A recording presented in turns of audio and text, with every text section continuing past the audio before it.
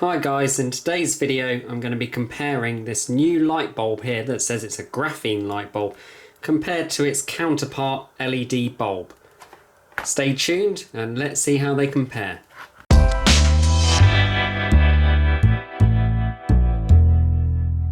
Right, so as mentioned, we've got a LED bulb here on the right and this other bulb which is also LED, but it says that it has graphene technology. Now if you don't know what graphene is, it's essentially graphite that's been pulled apart into a single atom thick layer.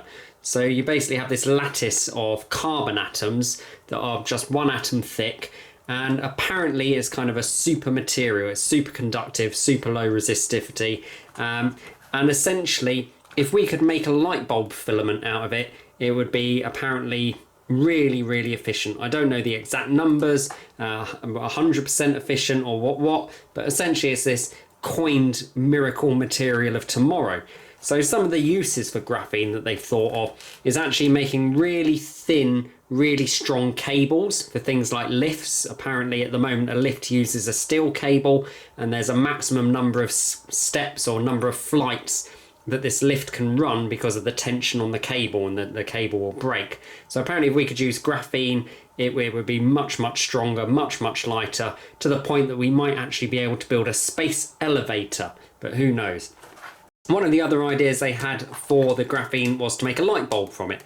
Now I found this bulb online and it says graphene. It's the only reference to graphene out there. Worryingly, it looks just like a standard LED bulb in there. I think they call them cob LEDs or something like that. It may or may not be graphene. It says Graphene LED Technology. I do believe they're saying there is a small amount of graphene material in these LEDs. So potentially, is it going to be a miracle bulb, or is it basically just a recoined standard LED bulb? To find out, I have a standard LED bulb here, costs about £2.99. It's a 7-watt LED bulb. It's got it's a daylight white, not suitable for dimmers, and doesn't say much more about it other than that. It does give the colour temperature. I'm not sure whether these numbers here are lumen. It does have lumen down here. Let's have a look. So it's saying that this bulb is the equivalent to a 60-watt bulb, and it should pull out about 705 lumen. So it's going to be a little bit difficult to measure lumen. You essentially, I'm going to use an app on my phone, and I'm going to put the bulbs at a set distance from the sensor and then try and measure the actual brightness coming out of the bulbs. Let's have a look at this one. So this one, again, it says it's 8 watts. So this one is 1 watt less. This is 1 watt more. So we would expect it to be brighter. That's definitely true. But how much brighter? We'll find out. It's apparently A++. This one is just a A+. It's a warm white. It doesn't actually say how many lumens it is, but it's saying it's the equivalent of an 80-watt bulb.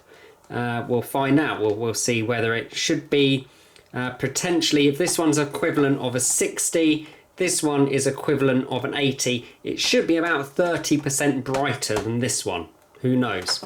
Other than that, it's quite a standard bulb. This one is dimmable. It apparently will save 40 kilograms of CO2 a year compared to an incandescent bulb.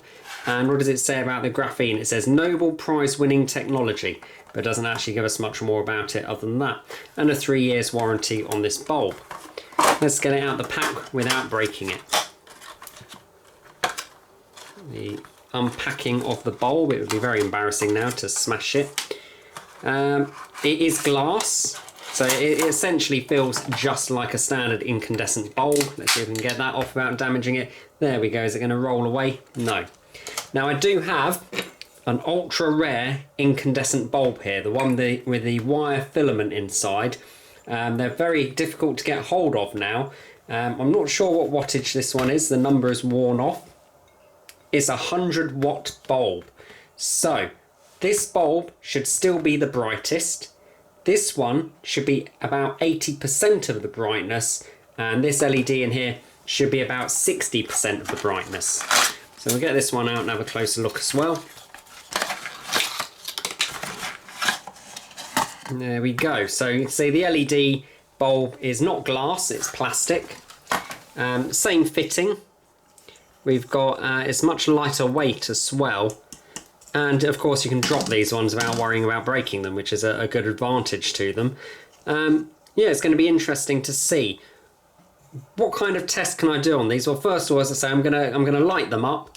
We're going to have a look at the amount of power they're using. I've got a power meter over here that will measure the power usage. We can try and estimate the brightness, and then we'll also take a temperature reading from these bulbs to see kind of how much energy is being wasted as heat. Bear in mind, I said this one's 100 watt. It may not be that this is 80% the brightness and this one is 60% brightness, because actually this one gives off a lot of energy as heat as well. Incandescent bulbs waste a lot of energy there through as heat. That's really it for today. We'll just do these tests, see how that goes. To do that, I've just got a standard bayonet type connector here. So essentially I'm going to hang this up above the workspace here, set my phone up with the sensing software on there, and we'll get into measuring these bulbs. Okay, so I've got my light bulb set up in a connector here hanging down. I have my power meter at the back. We can actually see this is the incandescent bulb at 100 watts. It's actually pulling about 107 watts at the moment, so it's a little bit over. And the other thing I'm going to do is measure the lux value. Now lux, you can determine lumen from lux, but you need to have the sensor very set distance away from the bulb.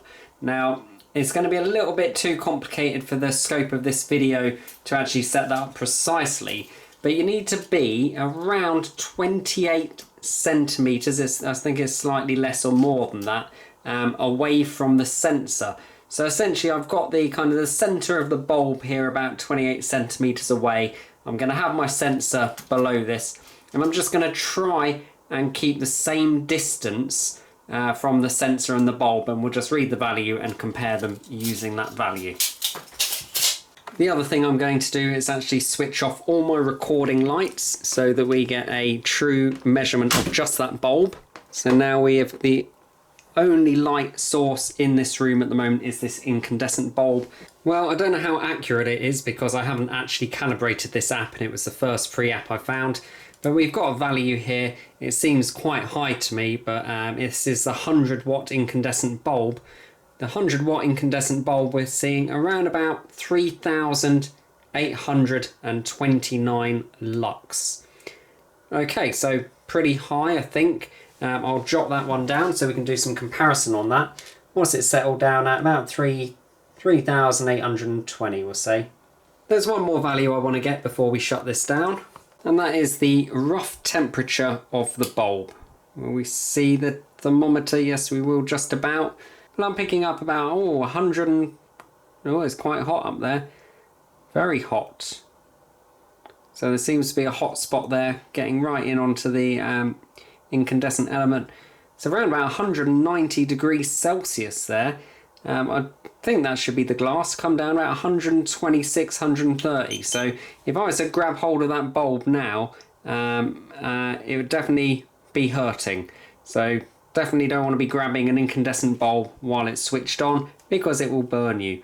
So about 148 Celsius. I did see more, but I'm going to go with that kind of average number there. Right, so that's it for test one. We can see after the bulb's been running for a while, it has dropped down to about 106 watts. So that's our benchmark incandescent bulb. Let's move on to our LED bulb. Okay, so after moving the sensor about a little bit underneath here, just trying to pick up the highest value of this bulb, we come out of a lux value of 2,323. I think it just dropped down there. So we'll just drop that down for now so we can do some comparison on these. We'll also take the temperature, much cooler. It's still warming up, so I'm just going to leave it to run for about 10 minutes and then I'll come back and take a reading once it's got up to temperature. Okay, it's been about 10 minutes now. We'll bring the thermometer in. And actually up the metal end here, we're getting a higher temperature than off the plastic. So we'll try and find something around the warmest. Around about 61. we'll call it 62 is the hot spot on there. And while I would never recommend you do this, I'm going to actually take this bulb out while it's powered up. Not a good idea because you can of course get your fingers in there. So finally we have our graphene bulb. It's already disappointing, I'm afraid to say. So we have got 8.3 watts is what this is pulling. So not far off what it was saying, a little bit over, but not too bad. 8.3 watts.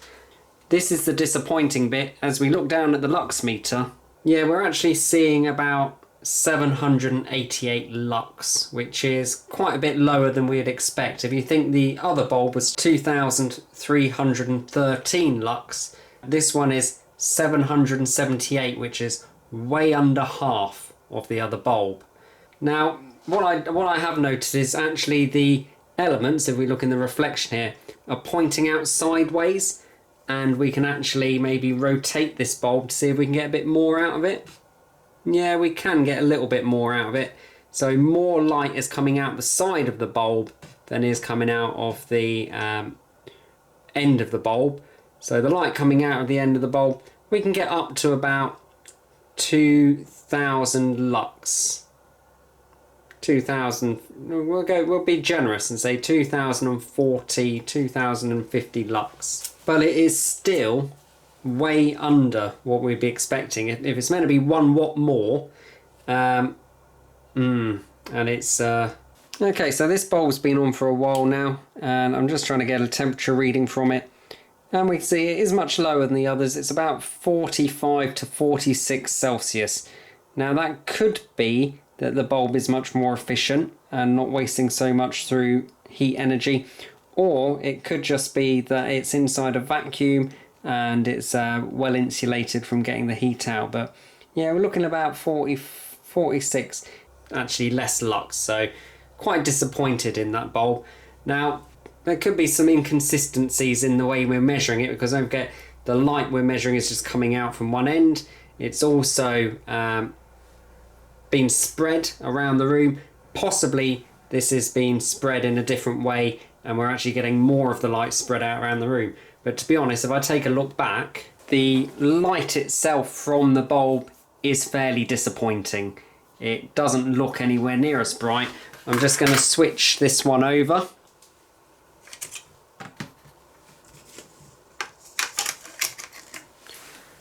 So very, very, very blue. Camera does adjust to it. But yeah, that's the automatic white balance on the camera adjusting there. It does look brighter, and the lux meter says it looks brighter. So 7 watt LED seems to be brighter than our 8 watt Graphene Technology LED bulb.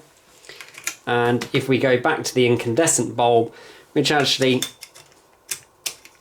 yeah, the incandescent bulb really quite orange in comparison.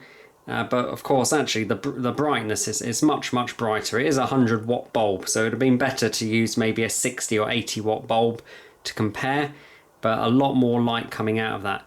Just for a laugh, I have the old fluorescent, compact fluorescent bulb here. We'll plug that one in. This is going to be hot now, isn't it? Out, out, out, hot. We'll plug this one in, and of course, you should always turn the power off, and we'll just see how this one goes. Through the camera, the colour looks great. It actually looks really good, and I think fluorescent make a good light for filming because the white is quite nice. To the eye here, it looks a bit more orange. You can actually see on the power meter here, we're pulling 11 watts of energy, and as we look at our lux meter, we are around about 550. Now, one of the disadvantages of these fluorescent bulbs is they have a warm-up period, so they're actually going to get brighter and brighter for a period while they warm up. So we'll just leave that one running for a few moments and see whether we get any brighter values out of it. But at the moment, it looks like it's about 680 lux. So this compact fluorescent's been on for about 10 minutes now. And actually, the lux value has gone up, so I'm going to actually put this updated lux value on here. And we're getting around about 784 lux at 11.6 watts. I'm also going to read the temperature off this one, so we get an idea how much energy is being wasted. You can see this one is running fairly warm, around about 53, 56, or we got 60. Yeah, as we go up towards those elements there, they get hotter, and I have tried to find the hottest points on the other bulbs, so I'm going to do the same on this one. It's about 71 Celsius. Well, there we have it. Let's actually go back and review the data, compare them to each other, and just kind of figure out which one is the best. Actually, we can actually do lux value per watt. Yeah, let's do that. So there we have it. Really, we've got the 4 bulbs, and we'll just take a few moments now to look at the values and do a little comparison and just try and figure out the average kind of cost to run these bulbs. Let's just say on average you might run your light bulbs from 6 in the evening till 11. How long's that going to be? 6, 7, 8, 9, 10, 11. So about 5 hours. 5 hours a day for 365 days a year, we'll say. And then we'll calculate the average running cost of these bulbs based on a unit value. And actually the price of electricity has just shot up in the UK. So I'm going to go with a unit price of 0.25 or 25 pence per kilowatt hour. Right, so our incandescent bulb came in at 107 watts. It provided us 3,820 lux and got up to a whopping 148 Celsius. The lux value per watt was 35.7. The average running cost, if we based all our figures off 5 hours a day at 365 days a year, would come to 1,825 hours times 0.107 kilowatts would come to a whopping £48.81 per year. Our next bulb is the LED bulb. That came in at 7.9 watts and came in at a total 2,313 lux. Came up to about 62 degrees Celsius, and that calculates out to be around about 292.78 based on our 1,825 hour usage at 7.9 watts. How much is that one going to cost? That one comes in at about £3.60 to run for the same number of hours. Next on our list is the compact fluorescent, using 11.7 watts and providing 784 lux. That got up to about 71 degrees Celsius, and that works out at 67 lux per watt. And again, running for the 1,825 hours at 25p per unit comes out to be £5.34 running cost per year. Right, so the last bulb on test here was the graphene bulb. That consumed 8.3 watts and was providing about 2,050 lux.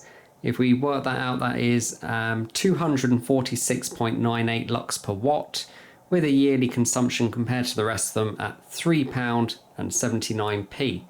So it's not hugely more expensive than the LED bulb, about 19p a year, but is considerably cheaper than the compact fluorescent and is way cheaper than the incandescent bulb.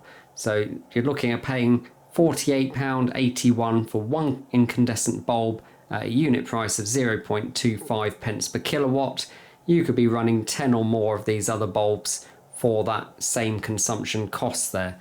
So definitely worth paying out for some cheap LED bulbs, around about the 7 or 8. The graphene bulb, well, that was about £12, £13.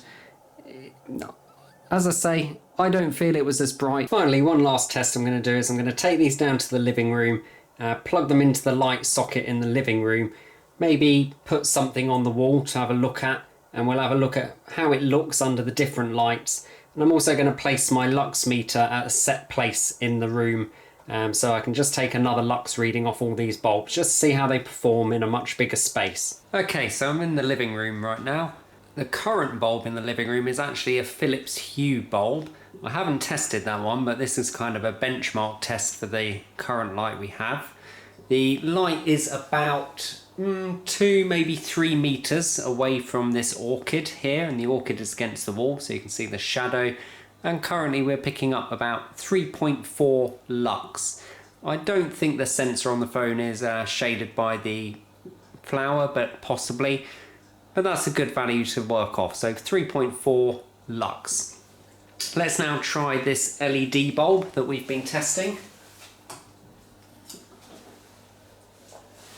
There's a little bit of light from the fish tank there, and there we have that bulb.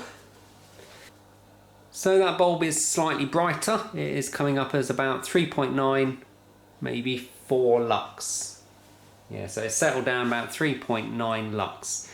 Again, not bad. It's a different type of light altogether. Let's now try the graphene LED bulb. Remember, that one's 3.8.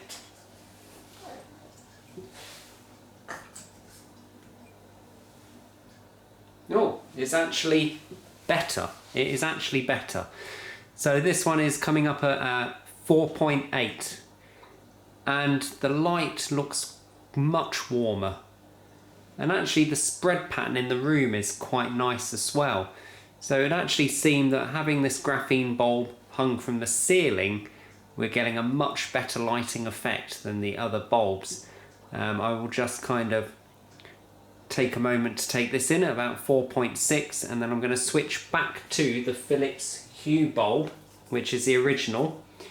The Philips bulb is coming in at, it does say the wattage, 8 watts. So this is comparable. This is an 8 watt bulb. 4.6. Let's plug this one in. That's the Philips bulb at 3.5. So we're actually getting quite a bit more light over to the plant and over to the wall with the graphene bulb than we are from the Philips. So actually this graphene bulb is working better than an original LED. Let me just swap that back in. 3.4.